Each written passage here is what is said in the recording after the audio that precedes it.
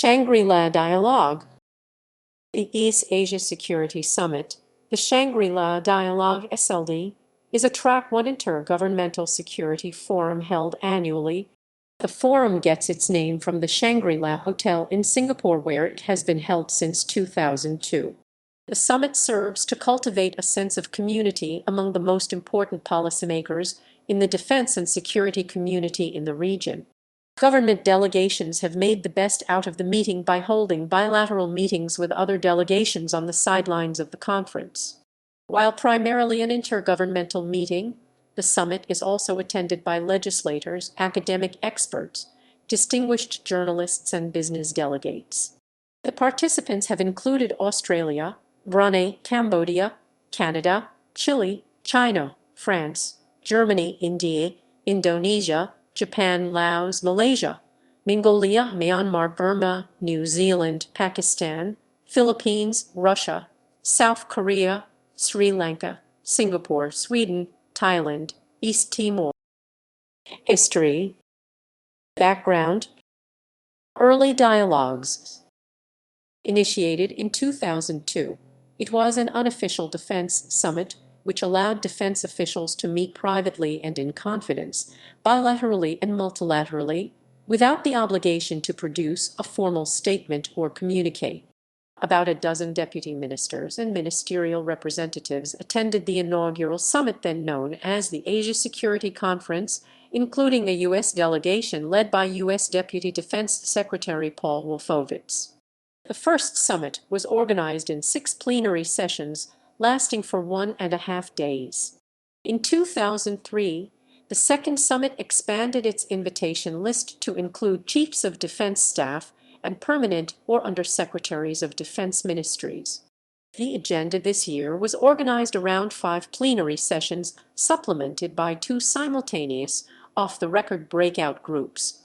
In 2004, the invitation list was again further expanded to include participating countries' most senior intelligence and the police and national security officials of some countries. The number of breakout groups was increased to 3.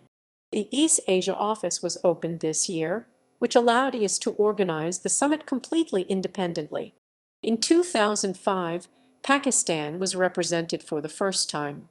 In 2006, the number of delegations had risen to 23 countries, with 17 being led by their respective defense ministers and another 3 by deputy defense ministers or equivalent. Recent dialogues. The 2007 iteration of the Shangri-La Dialogue was a landmark meeting as it attracted top-level participation from China. The Deputy Chief of the General Staff of the People's Liberation Army, with the status of Vice Minister Lieutenant General Zhang Qinsheng, led Beijing's delegation that year. Subsequently, in 2008, Vietnam and Myanmar elevated their representation to deputy minister level. Then, in 2009, Vietnam was represented at full ministerial status, with General Phung Quang Phan leading its delegation. In 2008, Laos was represented for the first time. Notably, despite the natural disasters in their respective countries, Myanmar and China were both led by high-level officers, Deputy Minister of Defense, Major General Imid for Myanmar, and Deputy Chief of the General Staff, Lieutenant General Ma Xiaoshan for China. The number of plenary sessions increased from 5 to 6, while the number of breakout groups increased from 3 to 6. In 2009, Australian Prime Minister Kevin Rudd was the first head of government other than Singapore to address the summit's opening dinner. It is also known that Singapore and Australia signed a memorandum of agreement on the sidelines of the 2009 summit, allowing Singapore's armed forces access to Australian training facilities for a further decade. In the 2010 summit, the President of the Republic of Korea, Lee Myung-bak, was the first head of state to make the keynote speech at the summit. Other notable delegations include the Russian delegation, led by Deputy Prime Minister and former Defense Minister Sergei Ivanov, and the Chilean delegation, led by Minister of Defense Jaime Ravenet de la Fuente. Despite Japanese Prime Minister Yukio Hatoyama's resignation the day before the SLD, his successor, Prime Minister Naoto Kan ensured that Minister of Defense Toshimi Kitazawa could attend and speak in a plenary session at the SLD.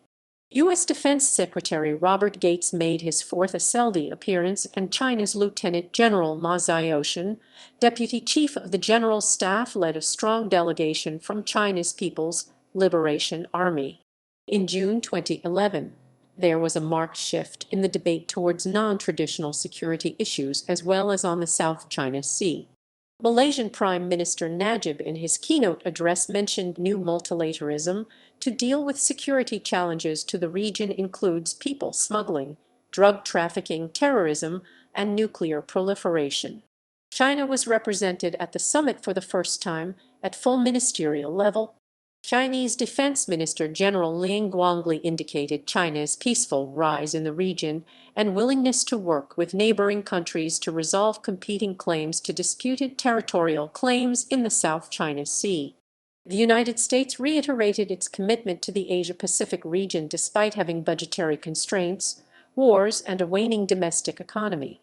Outgoing U.S. Defense Secretary Robert Gates said he will bet anyone $100 that in the next 5 years U.S. influence will be strong, if not stronger than today. The United States has always been seen as the preeminent power in the Pacific Rim and now has to accommodate an emerging China to help maintain stability and security in the region. 2018, the IISS convened the 17th Asia Security Summit, the IISS Shangri-La Dialogue, from 1-3 June 2018 in Singapore. 2017, the IISS convened the 16th Asia Security Summit, the IISS Shangri-La Dialogue, from 2-4 June 2017 in Singapore. 2020, the 19th Asia Security Summit, due to be held between 5-7 June 2020, was cancelled due to the COVID-19 pandemic. Format: plenary sessions. Each summit typically is opened by a keynote address, historically given by a prominent Singaporean figure. Beginning in 2009, a head of state or head of government has delivered the keynote address. Australian Prime Minister Kevin Rudd in 2009, the President of the Republic of Korea Lee Myung Bak in 2010, and Malaysian Prime Minister Dato Sri Najib Tun Razak in 2011 respectively delivered the opening speech. 5 plenary sessions are held across the remaining 2 days of the summit, where all participants are expected to be present. These on-record sessions are usually led by a minister only, and the press are invited to report on them. By 2006, plenary speaking slots are allocated only to ministers from a delegation. Breakout groups. Introduced by the second summit in 2003, breakout groups are held concurrently with each other and allow more open discussion between participants on specific issues. These sessions also ensure that sufficient time is available during the summit for ministers to hold bilateral meetings. The breakout groups are strictly off the record so that officials could advance policy goals more freely. The breakout groups are usually chaired by a senior IISS staff member. By 2006, breakout group speaking slots are allocated only to ministers or senior officials from a delegation. Bilateral meetings. While largely unpublicized, the Shangri-La Dialogues provide an annual venue for ministers, CHODs, and top defense officials to network and expand their defense diplomacy in private, both bilaterally and multilaterally. Rooms are reserved for the meetings to take place during breaks. A government delegation might typically arrange 15 minutes 20 such encounters, lasting half an hour each, over the course of the summit. Singapore's defense minister usually also hosts multilateral private lunches. Non-government delegates.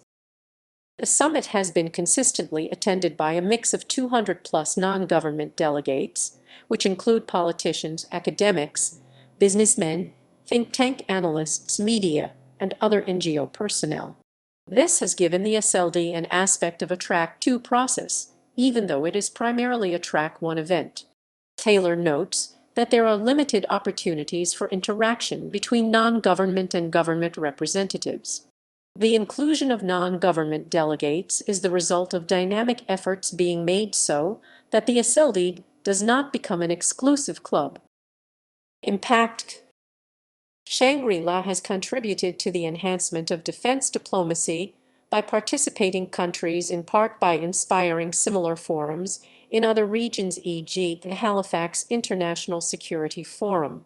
The 2010 Chinese Defense White Paper explicitly mentioned senior Chinese participation in Shangri-La Dialogue since 2007 as one of their forums of participation in regional security cooperation. The IISS thinks that China's increased representation shows their eagerness to increase their engagement on a multilateral level and a recognition that the PLA wants to soften its image after a series of steps that were seen as